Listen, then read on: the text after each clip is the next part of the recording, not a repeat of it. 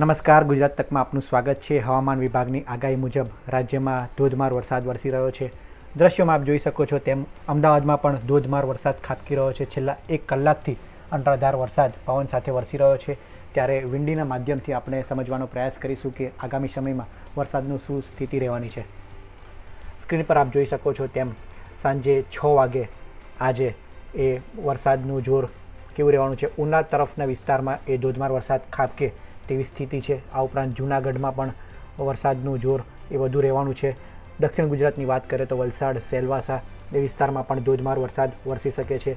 મધ્ય ગુજરાતની વાત કરીએ તો સ્ક્રીન પર આપ જોઈ શકો છો અમદાવાદ, વિરમગામ, ગોધરા, લુણાવાડા, ઉત્તર ગુજરાતના જિલ્લા મહેસાણા, હિંમતનગર, ખેડબ્રહ્મા આ તમામ જગ્યાએ એ ધોધમાર વરસાદ વરસી શકે છે। આ ઉપરાંત કચ્છ, થરાદ, પાલનપુર આ વિસ્તારમાં પણ એ ભારે વરસાદની આગાહી છે। આગળ વાત કરીશું 8 વાગે પણ આ સ્થિતિ રહેવાની છે। અરબ સાગરમાંથી જે પવનના ફૂંકા આગળ વધી રહ્યા છે તે મુજબ સેલવાસામાં, વલસાડમાં એ ધોધમાર વરસાદ વરસે તેવી આગાહી છે। આ ઉપરાંત વાત કરીએ હિંમતનગર, અમદાવાદ, વિરમગામ ત્યાં પણ એ ધોધમાર વરસાદ વરસી શકે છે।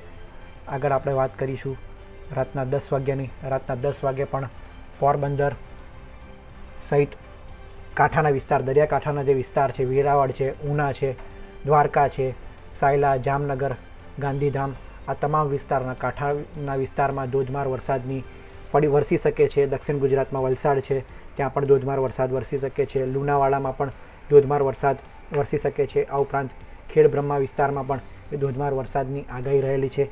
આગળ વાત કરીએ મોડી રાતના 12 વાગ્યાની તો 12 વાગ્યા પણ એ જે કાંઠાના વિસ્તાર છે, દરિયાકાંઠાના વિસ્તાર છે, પોરબંદર, વેરાવળ, ઉના આ બધા વિસ્તારમાં ધોધમાર વરસાદ વરસી શકે છે। દ્વારકા, માંડવી, નલિયા આ તમામ જગ્યાએ ભારે વરસાદ એટલે કે આજે સમગ્ર દિવસ દરમિયાન એ ધોધમાર વરસાદની આગાહી છે। વલસાડ છે ત્યાં પણ મજબૂત સિસ્ટમ એ સક્રિય થઈ રહી છે અને વરસાદ એ આગળ વધી રહ્યો છે। ખેડબ્રહ્મામાં પણ ભારે વરસાદ વરસી શકે છે। આ રાતના 12 વાગ્યા સુધીની સ્થિતિ છે।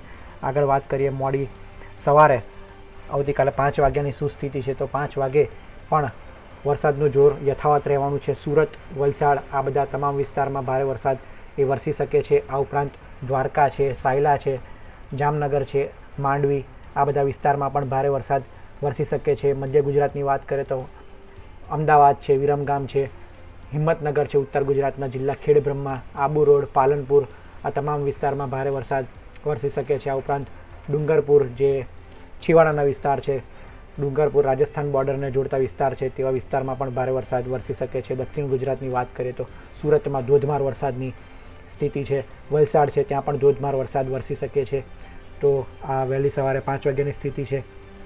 આવતીકાલની વાત કરીએ તો આવતીકાલે પણ આ સ્થિતિ યથાવત રહે તેવું છે। વિંડીના માધ્યમમાં આપ જોઈ શકો છો તેમ દ્વારકા છે, જૂનાગઢ છે, ઉના છે આ બધા પંથકમાં એ ધોધમાર વરસાદ વરસે તેવી સ્થિતિ છે। આ ઉપરાંત સુરત, વલસાડ, મહેસાણા, અમદાવાદ, પાલનપુર આ તમામ વિસ્તારોમાં ભારે વરસાદની આગાહી છે અને ભારે વરસાદ વરસે તેવી વિંડી દ્વારા આગાહી કરવામાં આવી છે। તો વરસાદનું જોર અત્યારે યથાવત છે અને મેઘરાજા એ સમગ્ર ગુજરાતને ગમરોડશે તેવું વિંડીના માધ્યમમાં આપણે જોયું અને આવતીકાલે પણ આ સ્થિતિ રહેવાની છે। હવામાન વિભાગની પણ આગાહી હતી કે વરસાદનો નવો રાઉન્ડ સક્રિય થયો છે। 24-25 ઓગસ્ટ સુધી એ ભારે વરસાદ વરસી શકે છે।